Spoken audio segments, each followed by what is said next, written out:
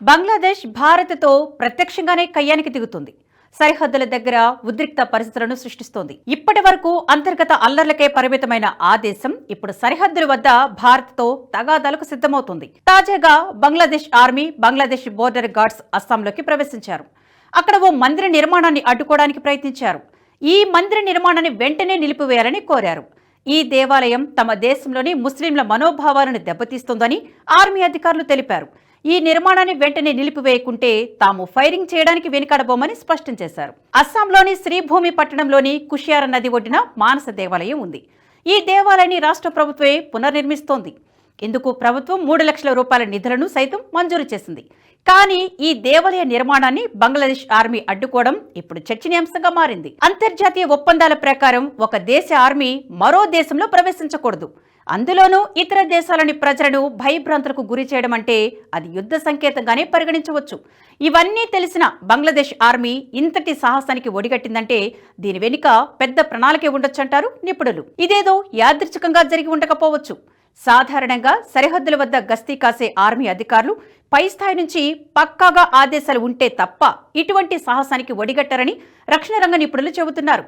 అంటే బంగ్లాదేశ్ తాత్కాలిక ప్రభుత్వమే భారత్తో ప్రత్యక్షంగా గిల్లి కజ్జాలకు దిగాలని ప్రయత్నాలు చేస్తుందా అనే అనుమానాలు ఉన్నాయి. బంగ్లాదేశ్ సరిహద్దుల దగ్గర పశ్చిమ బెంగాల్ సమీపంలో టర్కీ తయారు చేసిన డ్రోన్లను మోహరించింది. భారత్తో సరిహద్దుకు సమీపంలో బైరక్టార్ TB2 మానవరహిత వైమానిక వాహనాలను మోహరించినట్లు సైన్యం ధృవీకరించింది. బంగ్లాదేశ్లోని 67 బెటాలియన్ ఈ నిఘా కార్యకలాపాలను నిర్వహిస్తున్నట్లు తెలుస్తోంది. బంగ్లాదేశ్ రక్షణ అవసరాల కోసం డ్రోన్ల మోహరింపని ఢాకా చెబుతున్నా దీని వెనుక పెద్ద ప్లానే ఉండొచ్చంటారు నిపుణులు. ఈ డ్రోన్లను మోహరించడం వల్ల సరిహద్దుల వద్ద కీలకమైన సమాచారాన్ని బంగ్లాదేశ్ సేకరిస్తూ ఉండొచ్చు. ఈ విషయంపై భారత ప్రభుత్వం కూడా అప్రమత్తంగా ఉంది. బంగ్లాదేశ్లో అశాంతి నేపథ్యంలో సాయుధ దళాలు ఇప్పటికే అప్రమత్తంగా ఉన్నాయని అధికారులు తెలిపారు. దీంతో పాటు బంగ్లాదేశ్ డ్రోన్ మోహరింపులను నిశితంగా అంచనా వేస్తున్నట్లు అధికారులు తెలిపారు. ఇందుకు బదులుగా హెరాన్ TP వంటి డ్రోన్లను భారత్ మోహరించింది. దీంతో పాటు ఇంటెలిజెన్స్ కూడా అప్రమత్తమైంది. బంగ్లాదేశ్లో షేక్ హసీనా అవామీ లీగ్ ప్రభుత్వం పతనం తర్వాత సరిహద్దు ప్రాంతాలలో తీవ్రవాద కార్యకలాపాలు పెరిగినట్లు ఇంటెలిజెన్స్ నివేదికలు చెబుతున్నాయి. ఇలాంటి సమయంలో బంగ్లాదేశ్ డ్రోన్లను మోహరించింది. బంగ్లాదేశ్లోని రాజకీయ అస్థిరతను ఉపయోగించుకొని ఉగ్రవాద గ్రూపులు, స్మగ్లింగ్ నెట్వర్క్లు భారత్లోకి చొరబడుతున్నాయని ఇంటెలిజెన్స్ నివేదికలు చెబుతున్నాయి. షేక్ హసీనా బహిష్కరణ తర్వాత సరిహద్దు ప్రాంతాల్లో భారతదేశ వ్యతిరేక అంశాలు పెరిగాయని పేర్కొన్నాయి. ఈ ఏడాది ప్రారంభంలో బంగ్లాదేశ్ బైరక్టార్ TB2 డ్రోన్లు కొనుగోలు చేసింది. దీంతో నిఘా, తేలికపాటి దాడుల కార్యకలాపాలను నిర్వహించే సామర్థ్యాన్ని బంగ్లా సైన్యం పెంచుకుంది. డిఫెన్స్ టెక్నాలజీ ఆఫ్ బంగ్లాదేశ్ ప్రకారం కొనుగోలు చేసిన 12 డ్రోన్లలో 6టిని సరిహద్దు దగ్గర మోహరించారు. భారత్తో బంగ్లాదేశ్ కయ్యానికి కాలు దూవడానికి ప్రధానంగా 2 కారణాలున్నాయి. షేక్ హసీనా భారత్లో తలదాచుకోవడం ఒకటైతే, అక్కడి హిందువుల గురించి భారత్ ఆందోళన వ్యక్తం చేయడం మరొకటి. హింసాత్మక మార్గాల ద్వారా ప్రజల నిరసనలను అరికట్టేందుకు బంగ్లా సైన్యం నిరాకరించడంతో షేక్ హసీనా ఆశ్రయం కోరుతూ భారత్కు వచ్చారు. ఆమె భారత్లో ఆశ్రయం పొందడం ఇదే మొదటిసారి కాదు. 1975లో ఆమె తండ్రి ముజీబుర్ రెహమాన్ హత్యకు గురైనప్పుడు హసీనా, ఆమె కుటుంబం భారతదేశంలో ఆశ్రయం పొందింది. 6 ఏళ్ల పాటు న్యూఢిల్లీలో ఉన్న హసీనా ఆ ఉపకారాన్ని మర్చిపోలేదు. ఆమె అప్పుడు ప్రధాని కుమార్తె. తన తండ్రి ఢాకాలో దారుణ హత్యకు గురైనప్పుడు ఆమె జర్మనీలో ఉన్నారు. అందువల్లే ఆమె ప్రాణం నిలబడింది. ఈసారి మాత్రం ఆమె ప్రధానిగా ఉండగానే దేశం వీడాల్సి వచ్చింది. భారత్ తనను నిరాశపరచదన్న ఆమె విశ్వాసం చెల్లుబాటైంది. ఆమెకు జాతీయ భద్రతా సలహాదారు స్వాగతం పలికారు. అనంతరం విదేశాంగ మంత్రి ఆమెను కలిశారు. ఆమె ప్రస్తుతం న్యూఢిల్లీలోని సురక్షిత గృహంలో ఉన్నట్లు సమాచారం. అయితే ఆమెను అప్పగించాలని బంగ్లాదేశ్ నుంచి పదే హెచ్చరికలు వస్తున్నాయి. షేక్ హసీనాను కాపాడే ప్రయత్నం చేయవద్దని అక్కడి ప్రభుత్వం చెబుతోంది. తమ దేశంలో వెల్లువెత్తిన నిరసనలో చాలా మంది ప్రాణాలు కోల్పోవడానికి కారణం షేక్ హసీనానే కాబట్టి ఆమెను అప్పగించాల్సిందే అని బంగ్లాదేశ్ ఒత్తిడి తెస్తోంది.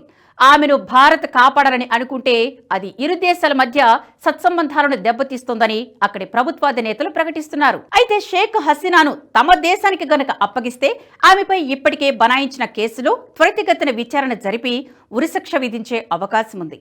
అక్కడి ప్రభుత్వాధినేతల భావన కూడా ఇదే. హసీనా గనక బతికి ఉంటే ఆమె ఎప్పటికైనా తమ ప్రభుత్వానికి ఇబ్బందిగానే మారుతుందని మహమ్మద్ యూనస్ భావిస్తున్నారు. అక్కడి ప్రతిపక్ష పార్టీ BNP కూడా ఇలాగే ఆలోచిస్తోంది. హసీనా గనక అంతమైతే ఇక తమకు తిరుగుండదనేది BNP భావన. అందుకే ఆమెను ఎలాగైనా స్వదేశానికి రప్పించాలని అక్కడి తాత్కాలిక ప్రభుత్వం యోచిస్తోంది. అందుకు భారత్ ససేమిరా ఒప్పుకోకపోవడంతో సరిహద్దు విభేదాలతో భారత్ను ఇబ్బంది పెట్టేందుకు ప్రయత్నిస్తూ ఉండొచ్చు. అక్కడి హిందువులపై జరుగుతున్న అత్యాచారాలపై భారత్ ఎప్పటికప్పుడు వ్యతిరేకత వ్యక్తం చేస్తూ ఉండడం కూడా మరో కారణం అయి ఉండొచ్చు. బంగ్లాదేశ్లో షేక్ హసీనా అధికారాన్ని కోల్పోయిన తర్వాత నుంచి అక్కడ హిందువులపై రాడికల్ ఇస్లామిక్ ఛాందస్వాదులు హిందువులే టార్గెట్గా పెద్ద ఎత్తున దాడికి దిగుతున్నారు. హిందువుల ఆస్తులు ధ్వంసం చేస్తున్నారు, వారి వ్యాపారాలను అడ్డుకుంటున్నారు. అక్కడ హిందువులపై జరుగుతున్న దాడుల్లో ఇప్పటికే చాలా మంది ప్రాణాలు కోల్పోయారు. దీంతో పాటు అక్కడ హిందువుల కోసం పోరాడుతున్న నాయకులను అక్కడి ప్రభుత్వం వదలడం లేదు.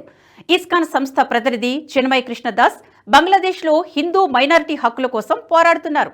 దీంతో అతనిపై ఏకంగా దేశద్రోహం కేసుని నమోదు చేశారు.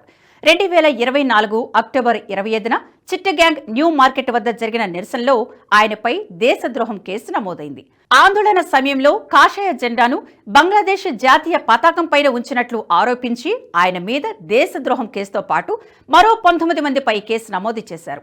చిన్మయ్ దాస్ ఇతర హిందూ మైనార్టీ నాయకులు ప్రభుత్వానికి వ్యతిరేకంగా మైనార్టీలకు రక్షణ కల్పించాలని కోరుతూ అక్టోబర్లో చేసిన శాంతియుత ర్యాలీలో ఈ సంఘటన చోటు చేసుకుంది. అయితే ఆయనను ఢాకా విమానాశ్రయంలో అరెస్టు చేయడం, బెయిల్ నిరాకరించడంతో బంగ్లాదేశ్లో మైనార్టీలు తీవ్ర ఆందోళన చెందుతున్నారు. కనీసం అతనికి న్యాయ సహాయం చేయడానికి కూడా ఎవ్వరూ సాహసించడం లేదు. ఇక అక్కడ హిందువులపై జరుగుతున్న అత్యాచారాలపై భారత్ ఎప్పటికప్పుడు ఆందోళన వ్యక్తం చేస్తూనే ఉంది. బంగ్లాదేశ్లో హిందువులపై దాడులు, సనాతన ధర్మాన్ని బోధించే ఆధ్యాత్మికవేత్తల అక్రమ నిర్బంధాలు, ఆలయాల ధ్వంసంపై భారత ప్రభుత్వం పలుసార్లు ఆందోళన వ్యక్తం చేసింది. బంగ్లాదేశ్లో ప్రస్తుతం అధికారంలో ఉన్న యూనస్ ప్రభుత్వ తీరును తూర్పారబట్టింది. చిన్మయ్ కృష్ణదాస్ను బంగ్లాదేశ్లో అరెస్టు చేయడాన్ని భారత విదేశాంగ శాఖ తీవ్రంగా తప్పుపట్టింది. దీంతో బంగ్లాదేశ్లో జరుగుతున్న ఆకృత్యాల గురించి ప్రపంచ దేశాల దృష్టికి వస్తోంది. అందుకే బంగ్లాదేశ్ ప్రభుత్వం భారత్తో సరిహద్దుల వద్ద ఘర్షణలకు దిగుతోంది. మరి ఈ ఘర్షణలను భారత్ ఎలా ఎదుర్కొంటుందో తెలియాలంటే వేచి చూడాల్సిందే. సాయి గారు, మీ మీద నమ్మకం ఉంది. మీరేం చేసినా దేశాన్ని మంచి చేస్తారు. మీరు ఓటీటీ ఛానల్ ఓపెన్ చేస్తారు. Give me the honour to become the first subscriber. Thank you sir. NH ప్రైమ్ని సబ్స్క్రైబ్ చేసుకుంటున్నందుకు first thank you very much sir.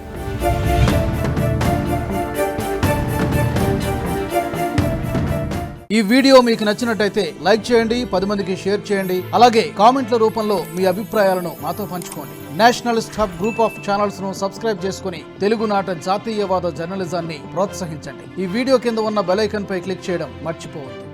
ఈ వీడియో మీకు నచ్చినట్టయితే లైక్ చేయండి, 10 మందికి షేర్ చేయండి. అలాగే కామెంట్ల రూపంలో మీ అభిప్రాయాలను మాతో పంచుకోండి. Nationalist hub group of channels ను సబ్స్క్రైబ్ చేసుకుని తెలుగునాట జాతీయవాద జర్నలిజాన్ని ప్రోత్సహించండి. ఈ వీడియో కింద ఉన్న బెల్ ఐకాన్ పై క్లిక్ చేయడం మర్చిపోవద్దు.